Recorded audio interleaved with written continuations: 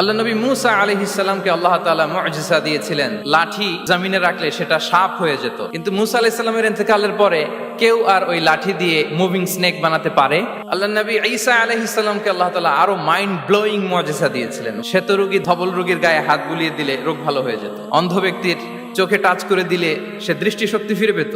মৃত ব্যক্তিকে আল্লাহ নবী ঈসা আলাইহিস সালাম কুম বিইذনিল্লাহ বলার সাথে সাথে মৃত ব্যক্তি জীবিত হয়ে যেত। কিন্তু এই নবী আলাইহিস সালামদের বিদায় যখন ঘটেছে, সাথে সাথে তাদের মুআজিজারও বিদায় হয়েছে। কিন্তু বিশ্বনবী সাল্লাল্লাহু আলাইহি ওয়াসাল্লামের উপর নাজিল হওয়া এই মহাবিশ্বের মহাবিশ্বয় মহাগ্রন্থ আল কোরআন, আল্লাহ নবী ইন্তেকাল করেছেন, তিনি আমাদের থেকে বিদায় নিয়েছেন। কিন্তু কোরআন কি বিদায় নিয়েছে? কিয়ামত পর্যন্ত থাকবে। বিষ্ণু সাল্লাল্লাহু আলাইহি ওয়াসাল্লাম একটা আয়াত যেভাবে পড়তেন আমরা ঠিক হুবহু ওইভাবে পড়ি। এখানে অনেক কারীরা সুন্দর কণ্ঠে কোরআন তেলাওয়াত করেছে না? বিষ্ণু সাল্লাল্লাহু আলাইহি ওয়াসাল্লাম যেমনটা করেছেন তারাও ঠিক তেমনটা করেছে। বিষ্ণুনবী যে অক্ষরের উপর জবর দিয়ে পড়েছেন আমরা জবর দিয়ে পড়ি, জেড দিয়ে পড়েছেন জেড দিয়ে পড়ি। কিয়ামত পর্যন্ত অবিকৃত অবস্থায় কোরআনটা থাকবে। তাই কোরআন